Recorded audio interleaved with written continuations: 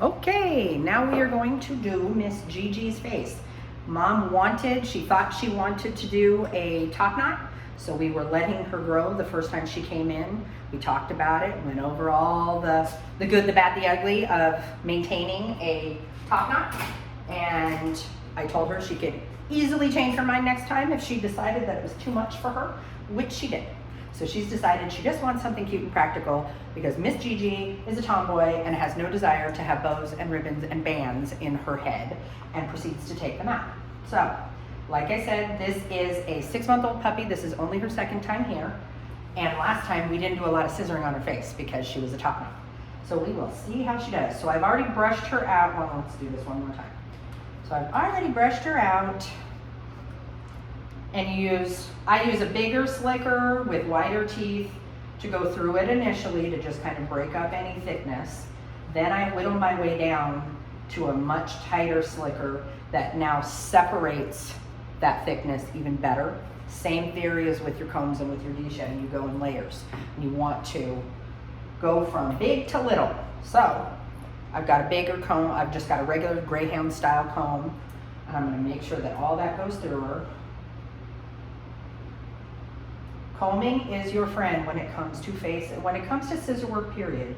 You really want to use your combing techniques because it is going to make your haircuts last and you're gonna have a much more even finish when you're done. So, you have parameters. I bring everything forward and everybody does things a little bit different. Good girl, that is so good. So we bring everything forward, and what I'm doing is I'm mimicking her putting her head down, so that when she pops up, I'll know what needs to come off because mom and dad obviously want to see their face. Hence why we're cutting off the top knot. I have already clipped the corners of her eyes, so that's already been done. But again, combing, combing, combing. If the hair is moving out of your way too much, you can certainly use scissor spray up on that face. I am angling my shears, paying attention to the angle that I cut the hair. If I want the hair to fall and layer, which we do on a round head, we want it to layer, then I need to cut at the angle that is going to create that shape when the hair falls with gravity. If I've combed it up and I scissor it straight up and down and then it falls down, it's cut, the end of it is cut at a different angle. It's very similar to when your hairdresser cuts your hair and they go, I gotta cut it at this angle in order to have it lay that way. So we really wanna pay attention to the angle of the shears that we're using. I typically go in and get bulk off and set my lines. Then I'll come in and soften with a blender if I'm trying to go for a more natural soft look, which most people like that. They want that soft, puppy, not cut freshly, blunt look. So we're gonna take off the length, then we're gonna come back and we'll soften everything. And then I go back over and I neaten up, tidy up a little bit more with scissors. All right, so we have set our line for our bangs. I like to set a nice expression. I don't wanna take it too far up. I want her to be able to see. However, I want some layers in there that will help support the top coat to help create that look. If I take all this hair away, I've taken away any expression. Now it's just what it is. I can't hide anything. I can't make it cuter. If I leave some length there and layer it, it will help me with a cute expression. So I've got my front. Now I'm gonna comb everything back. And I'm gonna pull my ear out of the way, and I'm gonna set my line from behind the ear. And again, I'm angling my shears in the direction I want that coat to lie. Don't be afraid to just keep picking up your comb, keep picking up your comb. I know it's time consuming, but once you get the hang of it, it is your right hand. You couldn't work without it. All right, so now I've done my back and I've done my front. Now I'm gonna do my side. So I take her ear and I make sure it's her ear hair. It isn't her cheek hair, it isn't her top hair, it's her ear hair. And I'm going to comb everything forward and take a look at it, and I'm going to comb everything back. Once I comb everything back, I want to follow her natural jawline, and I want to come up right behind her ear.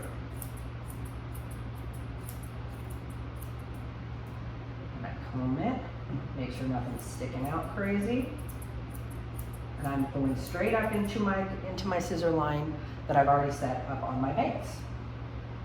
So now I've got one side. Then I come over to this side, make sure I get just her ear hair, so all of that can come off. And what I do when I'm holding that ear is I'll grab a hold of her cheek hair, same thing as the other side. I'm gonna come right up into that line. I'm gonna follow her natural jaw. Then I'm gonna come and I'm gonna comb it, check it, change your perspective as often as you need. Take that ear hair, tuck it under, hold it. So now I've got it out of the way so she can't flick it into my shears and hit anything left. It's okay, you're doing great. She's doing so good. Now I've got that cheek. So from here, I've got, this is a trick that I like to do. I will take both of their ears and I will put her head straight on with me. Stay, it's okay. And I want to see if they match, if they're even, or if anything is sticking out. And she's got a little bit. This is my long side. Everybody has a long side. My left side is always my longest side. Then I'm going to take my comb. Stay, good girl, you're doing great. I'm gonna comb all of this forward. I have her mouth closed, so she cannot stick her tongue out. She cannot move quickly. And I'm going to take the natural coat that lays right in front of her jaw, on her muzzle, and stay, good girl. And I'm gonna follow it right into that scissor line. Hey, hey, hey. There's somebody walking across the street that she wants to look at. Well, I thought you did. Are you done? Let's be done. Good girl. So I'm gonna follow this line, stay, right up into her cheek. Same thing on the other side. It's okay. Good girl. I'm gonna comb everything forward. Stay. Good girl. And I'm gonna comb, follow that natural jawline, and turn that. Then I come down to the bottom and I connect the dots. So whatever is sticking out that I haven't hit, I hit. Now, because she's a floppy puppy, stay. Good girl. No, we're right over here. I'm going to spray the top of her head because it's so wimpy.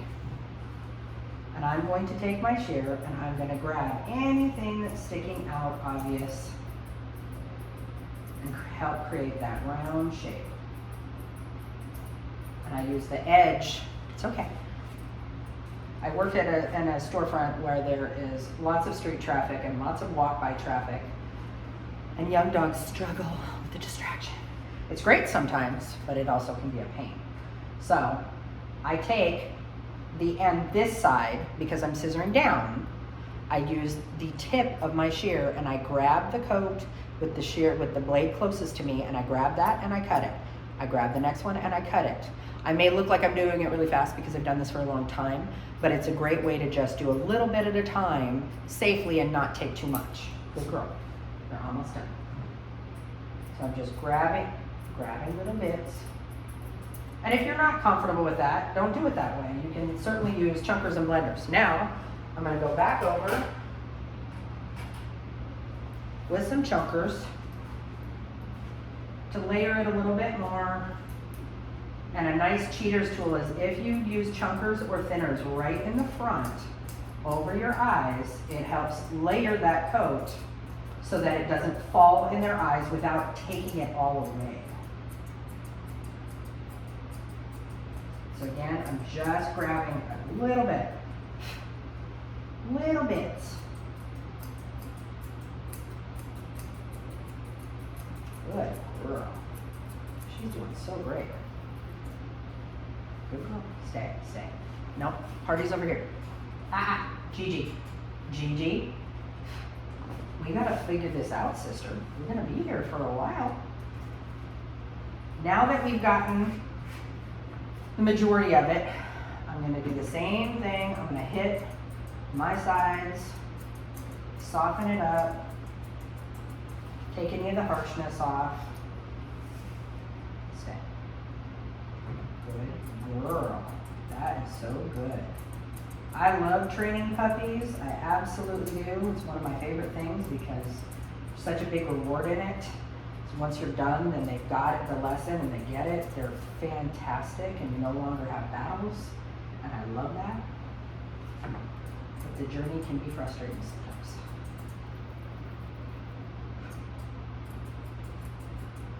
Then I'm going to take my finish comb. My finish comb has finer teeth. Most of them have some type of edge cut into the teeth to help grab coat. I have a cheater's trick on here that I put rubber bands on it, and that helps lift coat, but because this is a thicker metal, it's not as fine and gentle to grab this coat. The finish comb exposes what that comb didn't grab. So I'm going to do the same thing. I'm going to comb everything forward with the finish comb, and all of a sudden I have a bunch more hair to go. I'm going to grab that hair,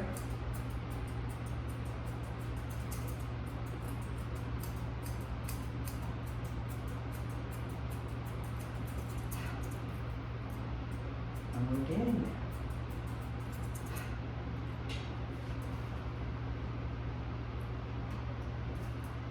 So now that I've got my cheeks and I've got my front, now I'm going to hit my muzzle, and I'm going to soften that muzzle. I'm going to use the finish comb, and I'm going to use some super extreme tiny curves to help me get that cute little, I'm not doing an Asian head on her, but it gives that more rounded, softer muzzle. And she's a puppy, and she's adorable. Stay. Okay, it's a truck. It's gone. Are we done? Gigi. Gigi. Hi. How's it going, sister? We're almost done. So I'm going to comb everything down. And once again, I'm going to hit that line. Then I'm going to come back up the other way. And I'm going to soften those hairs that are right around the muzzle. I comb everything out. And I come at it. And I am just taking off the sharpness of that line. So there's not a hard drop line. I want it to be more natural and soft looking and rounded. So I'm going to do the same thing on this side. I'm going to comb everything forward. I'm going to gently grab that. Then I'm going to comb everything back. I'm going to grab anything that sticks out past what I've cut in the very front.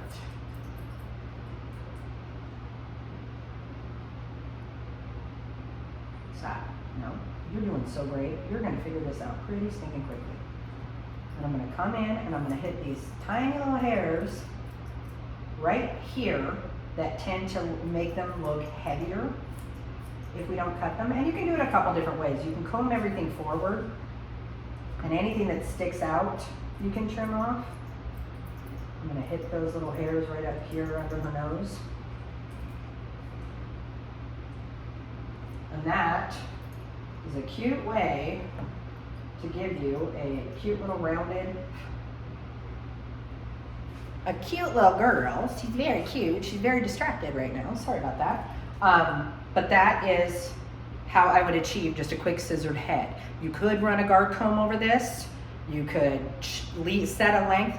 The reason why I don't always do that is because, same as in scissoring a leg, if I am clipping the length and following the body, I can't hide anything. I can't create shape without the hair to create that shape. So I've got a cute little rounded head that matches her body. It's in proportion. She's got a cute little pattern, but it's not crazy.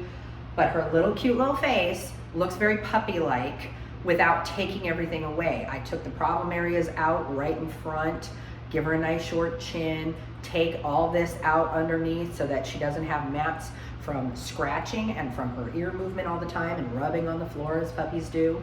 So we don't have any of those issues anymore. We've taken off her top knot because mom wants a cute little practical head and she's gonna love it.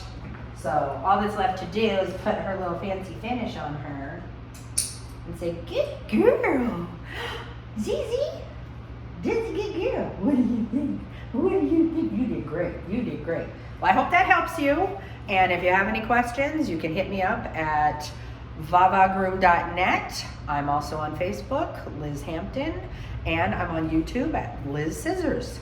I hope that helped a lot. Have a great day.